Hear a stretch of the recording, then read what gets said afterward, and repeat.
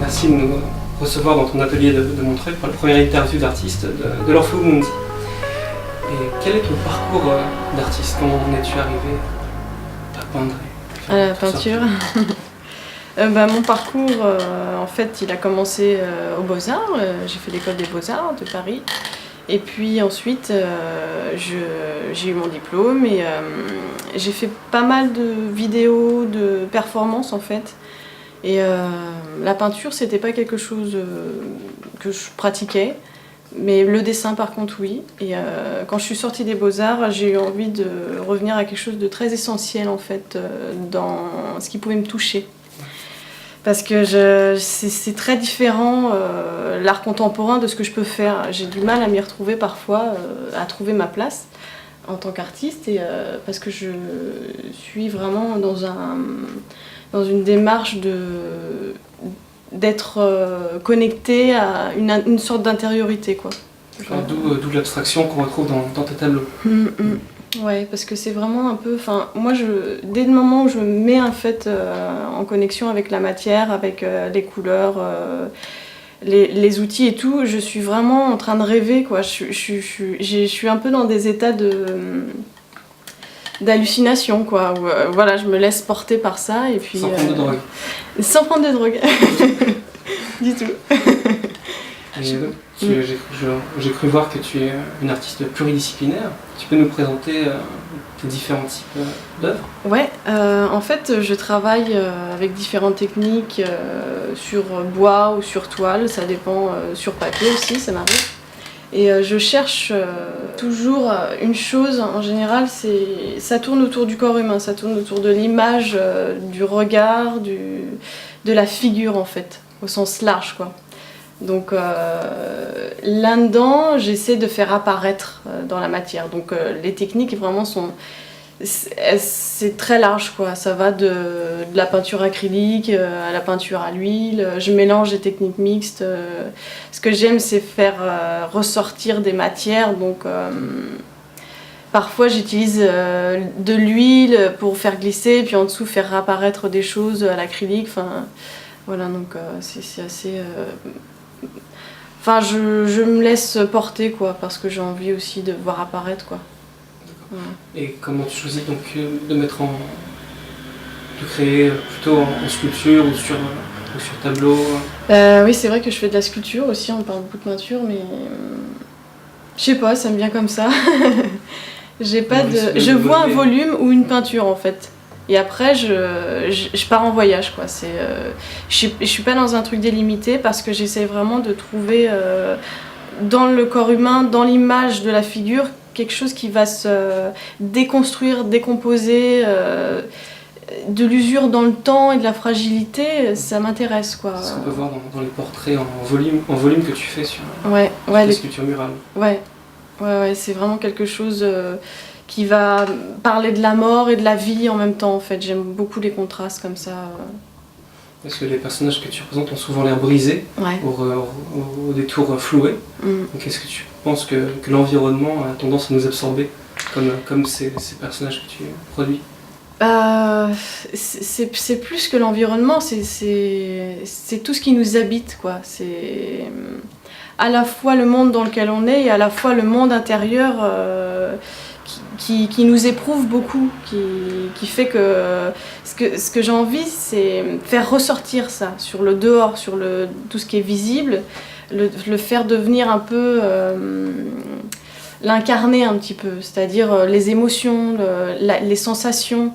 C'est ça qui m'intéresse et c'est pour ça que parfois c'est très déconstruit et très décharné, quoi, mon travail. C'est souvent sombre en fait ce que tu produis, c'est pas des sentiments très joyeux que tu mets en avant sur tes sculptures. Il y a beaucoup de douleur, il y a beaucoup de souffrance, je pense, que j'essaye de tirer vers la vie, c'est-à-dire comment à la fois on est être humain souffrant et en même temps vivant et en même temps c'est on va dire une blessure, la vie nous laisse des blessures. Et à un moment donné, ça peut servir de base pour mettre en mouvement la vie, quoi. Voilà. Et c'est vraiment, je cherche une présence du vivant dans mes tableaux. Mais bien sûr, il y a cette souffrance qui est là. C'est le message que tu veux faire passer en général, c'est qu'il y a une souffrance constante dans la vie qui nous permet d'avancer. Enfin, ouais, c'est aussi ça, ouais. Je pense qu'on se construit avec ça. Ouais. Enfin, moi, en tout cas, je me suis construit avec ça et je pense que les gens autour de moi que je vois aussi bien dans mon métier sont aussi dans ce cas. Donc, peut-être aussi qu'ils m'inspirent beaucoup. La folie m'inspire. D'accord. Et donc, si la folie t'inspire, quelles sont tes autres influences Alors, mes influences, en fait, au niveau de l'art, c'est... visuellement, enfin, des autres artistes ou alors même des musiciens, par exemple, qui peuvent... Est-ce que tu peins aussi en musique Ça m'arrive, ouais. La musique, ouais. Dead Can Dance, par exemple, ça m'inspire beaucoup. Parce que c'est à la fois sombre et plein de joie, quoi. Ça j'aime bien. Et puis, il y a Giacometti aussi, ou Francis Bacon, que j'aime beaucoup au niveau de leurs propos, de leur façon de voir l'art, et puis ce côté aussi à la fois mort et vie, quoi. C'est-à-dire tout est mélangé, quoi. Et ce qu'on fait ressortir, c'est une sensation, quoi. Voilà, du vivant. Et après aussi, ouais, tout ce qui est science-fiction, en ce moment je suis sur des tableaux que j'appelle chimères.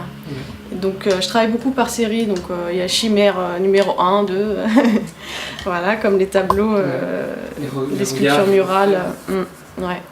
Et il y a vraiment cette idée de créature en fait, ça m'intéresse. Et dans les films, souvent de science-fiction, je suis happée par ça, quoi. Ouais. Et pareil pour la mythologie, c'est un thème qui est cher à l'Orphemundi, la mythologie pour les nuls, voilà, qui fait partie importante du site.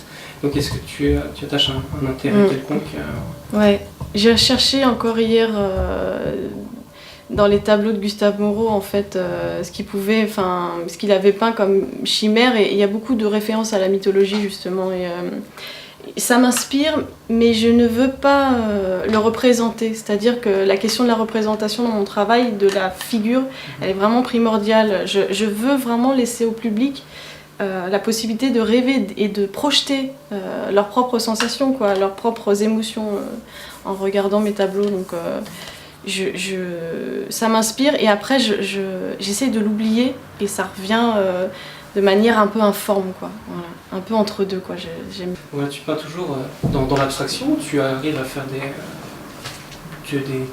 des paysages. Enfin, est-ce qu'il t'arrive de peindre des petits chats pour ton plaisir, des petits chats blancs tout mignons? Franchement, non. Par contre, le corps, oui, mais il sort toujours de mon imaginaire, en fait. Aux Beaux-Arts, j'ai travaillé beaucoup sur la représentation du corps humain, j'ai fait de la morphologie, enfin...